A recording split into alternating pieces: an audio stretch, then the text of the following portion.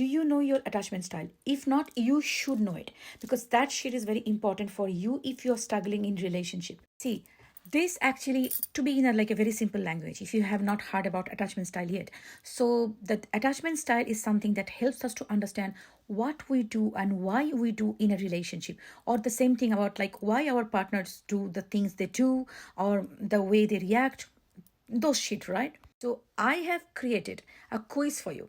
Now this is a 15 question 15 question quiz that will help you to understand your attachment style a little bit. So what you have to go through this question, be very honest to yourself, answer the questions, keep a track like what you are choosing, like the options, and then at the end of the day you can find out what can be the indication of your attachment style. However, remember, this is just information purpose only. This is based on the different quizzes that I found online, some online resources and things like that. This cannot replace a professional, okay? So if you really want to know what it is, this can give you an indication. If you really want to know what is your attachment style and things like that, you're very serious about it, you should go to a professional like a therapist or a psychologist who actually do these kind of things. But this is just giving you some kind of indication. So once you know about your attachment style, it becomes much more easier to understand why you're reacting the way you are reacting. And if that is not healthy, how can you be more secure? Thing is, not only for yourself, if you see that your partner's behavior, what they're doing, it's not really something you are understanding, like this is makes no sense, why this person is doing that, probably I didn't mean this, they're doing that, this person is pulling back, why they are pulling back, I have no clue. So if you know about attachment style, this is just like a template, you trust me, in my life I have dealt with avoidant, oh my gosh, now I can be somebody who's really, I have no professional or technical education about attachment style, but the way I dealt with avoidance, specifically fearful avoidant, I can write a book on this. Seriously, the way they treated me, the way they did things, the way they reacted, the way everything they did. And then I understood so much about them. Now, when I started doing the tarot readings, I have done thousands of tarot readings already, all right? So the clients come to me and then I see that, like, doesn't matter which country, which race, which part of the world they're coming from, they all work in a template. Might be a little bit of deviation, but oh my goodness, this is just a template. So once you understand the template of people's behavior, that's your behavior, their behavior or whatever, it becomes much more easier to deal with that. I knew this is not a professional diagnostic tool or like a professional tool. So if you really want to know professional help, therapist, nobody can replace. A tarot reader is not a replacement of a therapist. Struggling with your relationship, if you're literally struggling to cope with the emotions and the turbulences of the relationship, go to a therapist. There is no replacement. You don't go to a tarot reader when you are literally struggling to cope with the things, okay? What I have seen, those people, those specifically avoidance, or all of us, avoidant or anxious, those people, they follow a pattern. Like listen, there is a secure attachment style. Nobody bothers about them because they don't create problem. They are the good people. But we are just a little bit of to remember, your attachment style is not your identity. Whatever your attachment style, it doesn't make that you are bad human being or a good human being.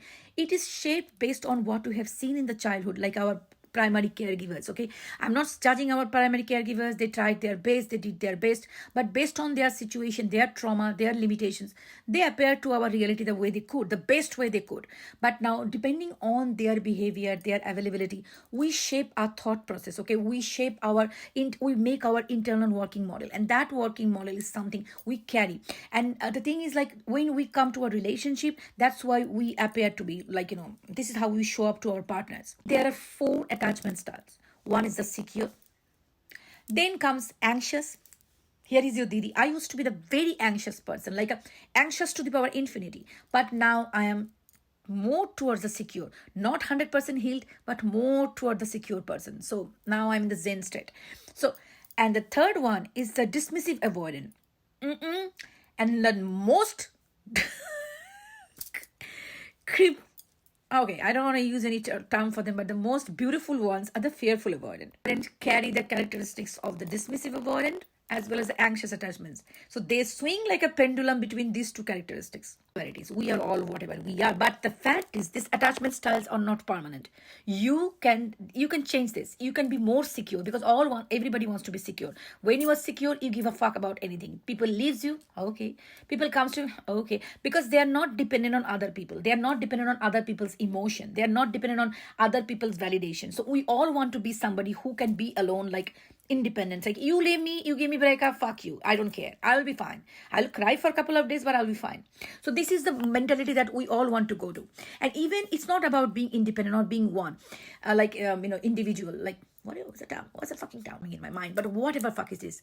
So it is like, even if you are in a relationship, your partner, when you want to communicate your needs to the partner, what happens? If you are not a secure person, you will not be able to, especially the people like anxious.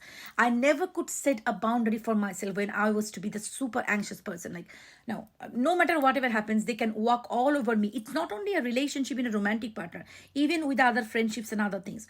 If you are not a secure person, you cannot stand up for your boundary. Like, people will walk all over you. All right.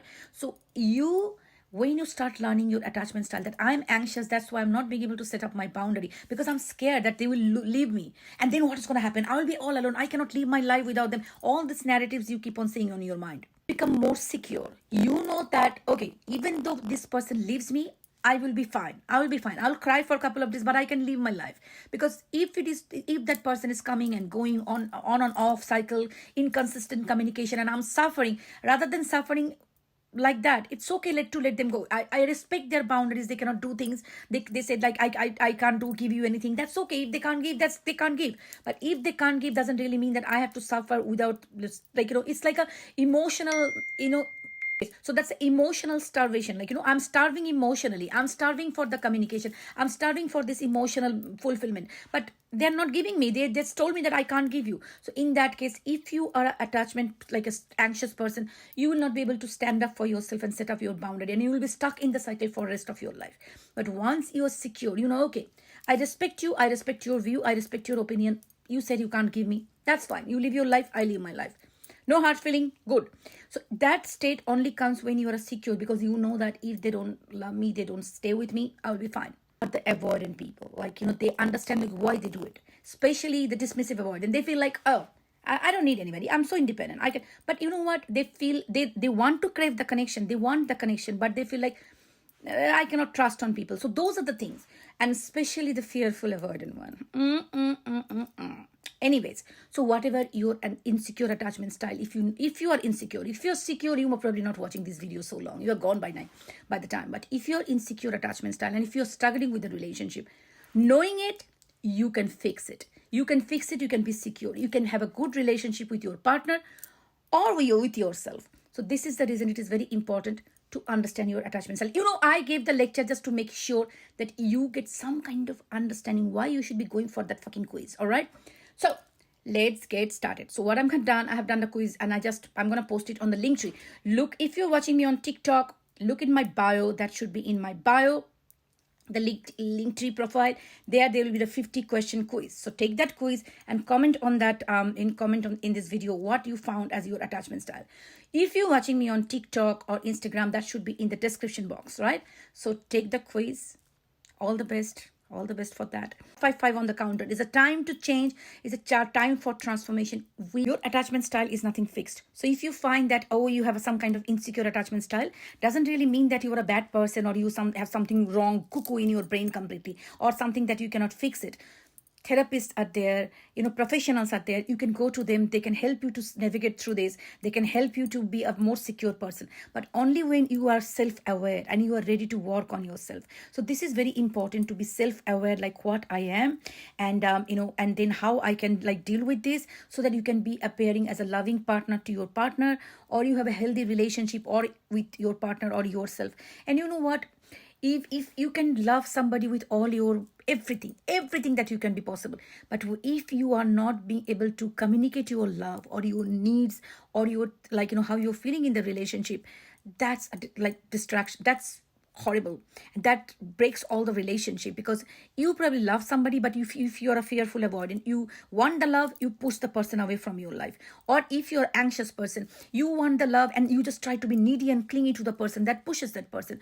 If you're a dismissive avoidant, oh, I don't need it, I want to be independent, that pushes your partner in some way. So if we know where we stand, we are self-aware, and then when the triggers comes, we will be able to deal with them correctly. And as you know, in today's world, there are so many people who can help you. You can go to therapists, as I said, or you can online resources, read more about it, and you can also fix it without even putting, like, somebody says, oh, I don't want to go to therapist, I feel bad about it. Specifically the countries like where I'm from, people don't want to go to therapist. That's really the best option. But even though you are not going to the therapist, if you are self-aware, you know when the trigger comes, how to deal with this. You can read more resources. So you can be you can get peace of your heart, being with your partner, not pushing them away and pushing everybody away and break up and be a sad and suki lala baby.